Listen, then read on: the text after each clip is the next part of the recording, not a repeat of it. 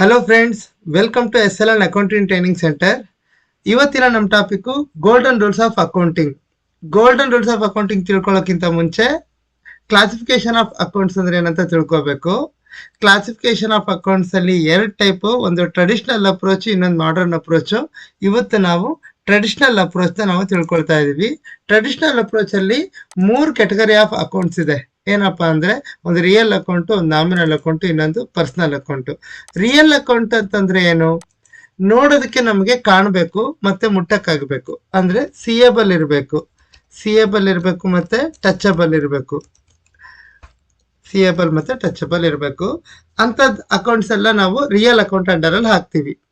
For example, building account, office building ಕೂಡ ನಾವು real account ಅಲ್ಲಿ ಹಾಕ್ತಿವಿ.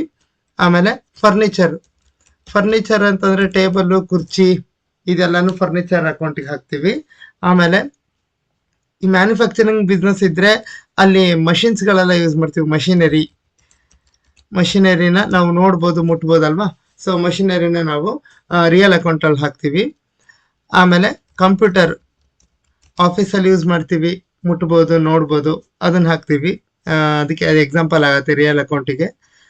ಆಮೇಲೆ ವೆಹಿಕಲ್ಸ್ ಆಗತ್ತೆ. ಆಮೇಲೆ ಇಂಪಾರ್ಟೆಂಟ್ ಕ್ಯಾಶ್, ನಾವು ಕೌಂಟ್ ಮಾಡ್ತೀವಿ ಕ್ಯಾಶ್ನ, ಅಂದ್ರೆ ನೋಡ್ತೀವಿ, ಎಣಿಸ್ತೀವಿ. ಸೊ ಹಂಗಾಗಿ ಅದನ್ನು ಕೂಡ ರಿಯಲ್ ಅಕೌಂಟ್ ಅಲ್ಲಿ ಹಾಕ್ಬೋದು. ಸೊ ಇಷ್ಟು ಎಕ್ಸಾಂಪಲ್ಸ್ ನಾವು ರಿಯಲ್ ಅಕೌಂಟ್ ಅಂಡರ್ ಅಲ್ಲಿ ನೋಡ್ಬೋದು. ನಾಮಿನಲ್ ಅಕೌಂಟ್ ಅಲ್ಲಿ ಏನ್ ಬರುತ್ತೆ ಅಂದ್ರೆ, ಎಕ್ಸ್ಪೆನ್ಸಸ್ ಮತ್ತೆ ಇನ್ಕಮ್ ಏನೇ ಇದ್ರು ಅದು ನಾಮಿನಲ್ ಅಕೌಂಟ್ ಅಲ್ಲಿ ಬರುತ್ತೆ. ಏನ್ ಹೇಳಿ? ಎಕ್ಸ್ಪೆನ್ಸಸ್ ಮತ್ತೆ ಇನ್ಕಮ್ಸ್. ಎಕ್ಸ್ಪೆನ್ಸ್, ಇನ್ಕಮ್ ಎಲ್ಲ ನಾಮಿನಲ್ ಅಕೌಂಟ್ ಅಲ್ಲಿ ಬರುತ್ತೆ. ಎಕ್ಸ್ಪೆನ್ಸಸ್ ಅಲ್ಲಿ 2 ಟೈಪ್ ಬರುತ್ತೆ. ಅಂದ್ರೆ ಡೈರೆಕ್ಟ್ ಎಕ್ಸ್ಪೆನ್ಸಸ್ ಮತ್ತೆ ಇಂಡೈರೆಕ್ಟ್ ಎಕ್ಸ್ಪೆನ್ಸ್ ಅಂತ. ಇನ್ಕಮ್ ಅಲ್ಲೂ ಹಾಗೆ ಡೈರೆಕ್ಟ್ ಇನ್ಕಮ್ ಮತ್ತೆ ಇಂಡೈರೆಕ್ಟ್ ಇನ್ಕಮ್ ಅಂತ 2 ಬರುತ್ತೆ. ಡೈರೆಕ್ಟ್ ಎಕ್ಸ್ಪೆನ್ಸಸ್ ಮತ್ತೆ ಡೈರೆಕ್ಟ್ ಇನ್ಕಮ್. ಡೈರೆಕ್ಟ್ ಎಕ್ಸ್ಪೆನ್ಸ್ ಯಾವ್ದಾದ್ ಬರುತ್ತೆ? ಹೇಗೆ ಡೈರೆಕ್ಟ್ ಎಕ್ಸ್ಪೆನ್ಸ್ ಅಂತ ನಾವು ಹೇಗೆ ಕರಿತೀವಿ? ಇದನ್ನ ಅರ್ಥ ಮಾಡ್ಕೊಳ್ಳೋಕ್ಕಿಂತ ಮುಂಚೆ ಡೈರೆಕ್ಟ್ ಇನ್ಕಮ್ ಅಂದ್ರೆ ಏನಂತ ಅರ್ಥ ಮಾಡ್ಕೊಳ್ಳೋಣ.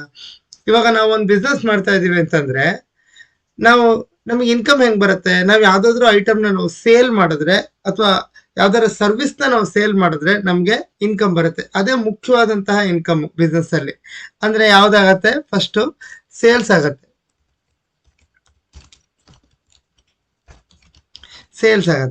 Sales is the direct income for business. ಅಲ್ಲಿ ಸೇಲ್ಸ್ ಡೈರೆಕ್ಟ್ ಇನ್ಕಮ್ ಆಗತ್ತೆ ಅಂತಂದ್ರೆ ಡೈರೆಕ್ಟ್ ಎಕ್ಸ್ಪೆನ್ಸ್ ಯಾವ್ದಾಗತ್ತೆ? ಪರ್ಚೇಸ್ ನಮಗೆ ಡೈರೆಕ್ಟ್ ಎಕ್ಸ್ಪೆನ್ಸ್ ಆಗತ್ತೆ.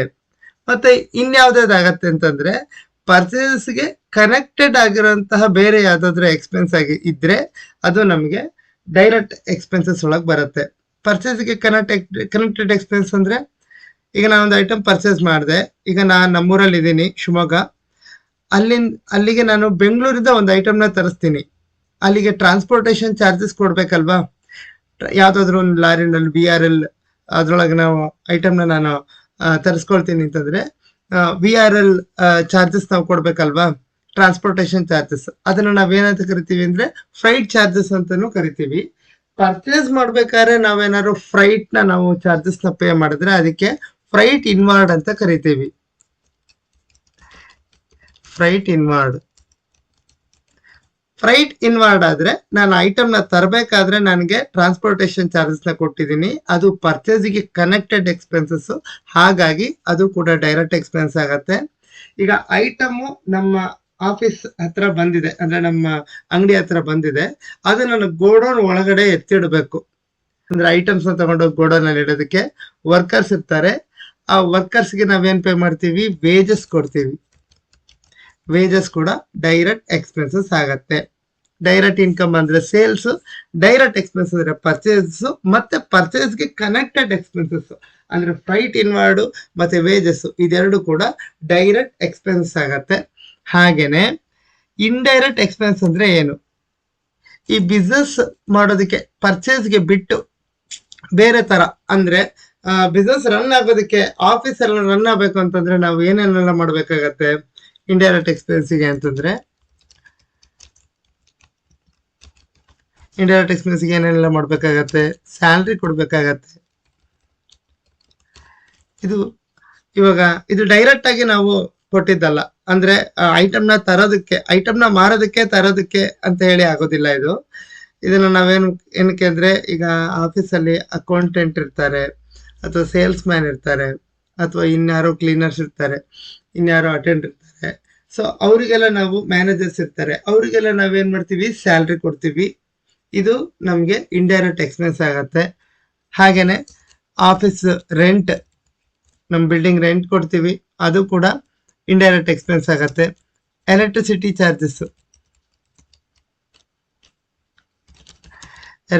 ಚಾರ್ಜಸ್, ಇಂಡೈರೆಕ್ಟ್ ಎಕ್ಸ್ಪೆನ್ಸ್ ಆಗತ್ತೆ. ಆಮೇಲೆ ಅಡ್ವರ್ಟೈಸ್ಮೆಂಟ್ ಚಾರ್ಜಸ್ ಕೂಡ ಇಂಡೈರೆಕ್ಟ್ ಎಕ್ಸ್ಪೆನ್ಸ್ ಆಗುತ್ತೆ. ಆಮೇಲೆ ಟೆಲಿಫೋನ್ ಚಾರ್ಜಸ್ ಆಗುತ್ತೆ. ಆಮೇಲೆ ಇಲ್ಲೊಂದು ಫ್ರೈಟ್ ಇನ್ವಾರ್ಡ್, ಅದು ನಮಗೆ ಪರ್ಚೇಸಿಗೆ ಕನೆಕ್ಟೆಡ್ ಎಕ್ಸ್ಪೆನ್ಸ್ ಆಗುತ್ತಲ್ವಾ, ಹಂಗಾಗಿ ಅದು ಡೈರೆಕ್ಟ್ ಎಕ್ಸ್ಪೆನ್ಸ್ ಆಗುತ್ತಲ್ಲ. ಅದೇ ನಾವು ಸೇಲ್ ಮಾಡಿದ್ವಿ ಅಂತ ಇಟ್ಕೊಳ್ಳಿ, ಈಗ ನಮ್ಮ ಕಸ್ಟಮರ್ ಇರ್ತಾರೆ, ಅವ್ರಿಗೆ ನಾವು ಡೋರ್ ಸ್ಟೆಪ್ ಅಲ್ಲಿ ನಾವು ಸರ್ವಿಸ್ನ ಕೊಟ್ಟಾಗ ಏನಾಗುತ್ತೆ ಅಂದ್ರೆ, ನಾವು ನಮ್ದೇ ಅಂತ ವೆಹಿಕಲ್ ಅರೇಂಜ್ ಮಾಡ್ತೀವಿ, ಅಥವಾ ಆಟೋ ಗಿಟೋ ಅರೇಂಜ್ ಮಾಡ್ಬಿಟ್ಟು ನಮ್ಮ ಐಟಮ್ನ ನಾವು, ಅಂದ್ರೆ ಅವ್ರಿಗೆ ತಲುಪಿಸ್ಬೇಕಾಗಿರೋ ಐಟಮ್ನ ನಾವೇ ಡೋರ್ ಸ್ಟೆಪ್ಪಿಗೆ ನಾವು ತಲುಪಿಸಿದ್ರೆ, ಅದರದ್ದು ಚಾರ್ಜಸ್ ಏನಾದ್ರು ನಾವು ಬೇರ್ ಮಾಡಿದ್ರೆ ಅದಕ್ಕೆ ನಾವು ಫ್ರೈಟ್ ಔಟ್ವಾರ್ಡ್ ಅಂತ ಕರಿತೀವಿ. Freight outward. ಸೊ ಇದೇನಾಗುತ್ತೆ, ಇದು ಸೇಲ್ಸ್ ಆದಾಗ ಆಗುತ್ತಲ್ಲ, ಅದು ನಮ್ಗೆ ಇಂಡೈರೆಕ್ಟ್ ಎಕ್ಸ್ಪೆನ್ಸ್ ಆಗುತ್ತೆ. ಆಮೇಲೆ ಇನ್ಯಾವ್ದು ಎಕ್ಸಾಂಪಲ್, ಪ್ರಿಂಟಿಂಗ್ ಅಂಡ್ ಸ್ಟೇಷನರಿ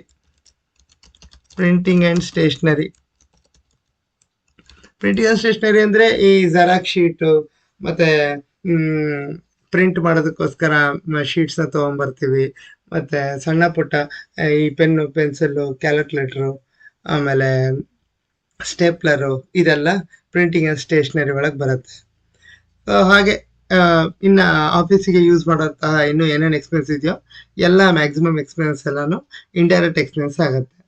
ಹಾಗೇನೆ ಈಗ ಇಂಡೈರೆಕ್ಟ್ ಇನ್ಕಮ್ ಏನಾಗತ್ತೆ ಅಂತೇಳಿ, ಏನಾಗತ್ತೆ ಇವಾಗ ನೋಡಿ, ನಾವು ಬಿಸ್ನೆಸ್ ಮಾಡ್ತಾ ಇದೀವಿ ಅಂತಂದ್ರೆ, ಬಿಸ್ನೆಸ್ ಅಲ್ಲಿ ಐಟಮ್ನ ನಾವು ಮಾರೋದು ನಮ್ಗೆ ಮುಖ್ಯವಾದಂತಹ ಕೆಲಸ ಆಗತ್ತೆ. ಅದರಿಂದ ಬರೋ ಇನ್ಕಮ್ ನಮಗೆ ಡೈರೆಕ್ಟ್ ಇನ್ಕಮ್ ಆಗತ್ತೆ. ಅದಲ್ಲದೆ ನಮಗೆ ಇನ್ಯಾವ ತರ ಇನ್ಕಮ್ ಆಗತ್ತೆ, ಈಗ ನನ್ನ ಹತ್ರ ಒಂದಿಷ್ಟು ದುಡ್ಡಿದೆ, ಬಿಸ್ನೆಸ್ ಅಲ್ಲಿ ದುಡ್ಡಿದೆ, ಅದನ್ನ ನಾನು ಸ್ವಲ್ಪ ದಿವಸ ಯೂಸ್ ಮಾಡಲ್ಲ ಅಂತೇಳಿ ನಾನು FD ಹಾಕ್ತೀನಿ ಬ್ಯಾಂಕಲ್ಲಿ. ಅದು FD ಹಾಕಿದ್ದಕ್ಕೆ ಅದ್ರ ಟೈಮ್ ಪೀರಿಯಡ್ ಎಷ್ಟಾಗತ್ತೋ ಅಷ್ಟಕ್ಕೆ ನಮಗೆ FD ಇಂಟ್ರೆಸ್ಟ್ ಬರುತ್ತೆ. FD ಇಂಟ್ರೆಸ್ಟ್ ಏನಾಗುತ್ತೆ, ಇಂಡೈರೆಕ್ಟ್ ಇನ್ಕಮ್ ಆಗುತ್ತೆ. ಹಾಗೇನೆ ನಮ್ದು SB ಅಕೌಂಟ್ ಇತ್ತು ಅಂದ್ರೆ ಅದರಿಂದನೂ ಇಂಟ್ರೆಸ್ಟ್ ಬಂದ್ರೆ ಅದು ಕೂಡ ಇಂಡೈರೆಕ್ಟ್ ಇನ್ಕಮ್ ಆಗುತ್ತೆ. FD interest, SB interest. ಮತ್ತೆ ನಾವು ಯಾವುದೋ ಒಂದು ಕಂಪನಿಯ ಐಟಮ್ನ ನಾವು ಡಿಸ್ಟ್ರಿಬ್ಯೂಟರ್ ಆಗಿದ್ದೀವಿ ಅಂತ ಇಟ್ಕೊಳ್ಳಿ. ಇವಾಗ ನಾವು ಚೆನ್ನಾಗಿ ಒಳ್ಳೆ ಸೇಲ್ಸ್ ಮಾಡೋದಕ್ಕೆ ಆ ಕಂಪ್ನಿಯವ್ರು ಏನ್ ಮಾಡ್ತಾರೆ, ನಮ್ಮನ್ನ ಎಂಕರೇಜ್ ಮಾಡೋದಕ್ಕೋಸ್ಕರ ಇನ್ಸೆಂಟಿವ್ಸ್ ಕೊಡ್ತಾರೆ. ಅದು ನಮಗೆ ಇನ್ಕಮ್ ಆಗತ್ತೆ, ಬಟ್ ಡೈರೆಕ್ಟ್ ಆಗಲ್ಲ, ಇಂಡೈರೆಕ್ಟ್ ಆಗತ್ತೆ. ಏನ್ ಹೇಳಿ, ಇನ್ಸೆಂಟಿವ್ಸ್ ರಿಸೀವ್ಡ್ ಅಕೌಂಟ್ ಅಂತ ಹಾಕ್ತೀವಿ. ಇನ್ಸೆಂಟಿವ್ಸ್ ರಿಸೀವ್ ಮಾಡಿದ್ರೆ ಅದು ಕೂಡ ನಾವು ಇಂಡೈರೆಕ್ಟ್ ಇನ್ಕಮ್. ಓಕೆನಾ? ಹಾಗೆ ಕಮಿಷನ್ ಅನ್ನೋದು ಸ್ಪೆಸಿಫಿಕ್ ಐಟಮ್ಗೆ, ಇಂಥ ಐಟಮ್ನ ಇಷ್ಟು ಸೇಲ್ ಮಾಡಿಕೊಟ್ರೆ ನಾವು ಎಕ್ಸ್ಟ್ರಾ ಇಷ್ಟು ಕಮಿಷನ್ ಕೊಡ್ತೀವಿ ಅಂತ ಏನಾದರೂ ಟರ್ಮ್ಸ್ ಮಾತಾಡ್ಕೊಂಡಿದ್ರೆ, ಸೊ ನಮಗೆ ಕಮಿಷನ್ ರಿಸೀವ್ ಏನಾದರೂ ಮಾಡಿದ್ರೆ, ಕಮಿಷನ್ ರಿಸೀವ್ಡ್ ಅದು ಕೂಡ ಇಂಡೈರೆಕ್ಟ್ ಇನ್ಕಮ್ ಒಳಗೆ ಬರುತ್ತೆ.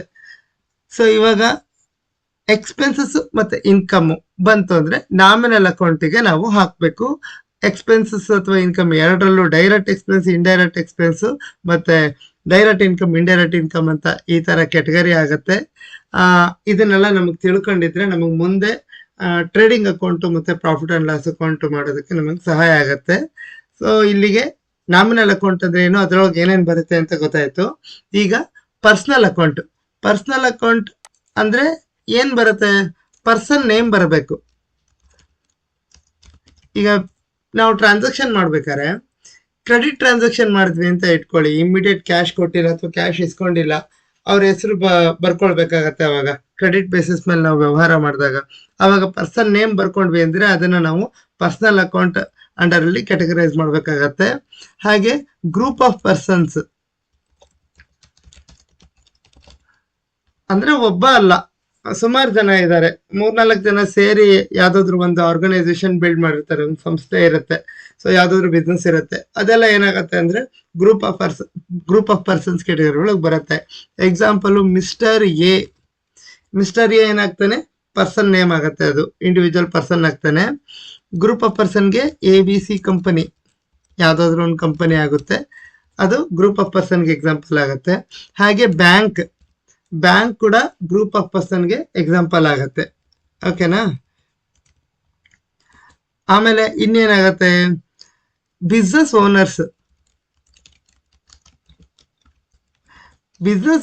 ಏನಾದ್ರು ಟ್ರಾನ್ಸಾಕ್ಷನ್ ಮಾಡಿದ್ರೆ ಬಿಸ್ನೆಸ್ ಅಲ್ಲಿ, ಅಂದ್ರೆ ಇಲ್ಲೊಂದು ಕಾನ್ಸೆಪ್ಟ್ ಬರುತ್ತೆ, ಸಪರೇಟ್ ಎಂಟಿಟಿ ಕಾನ್ಸೆಪ್ಟ್ ಅಂತ.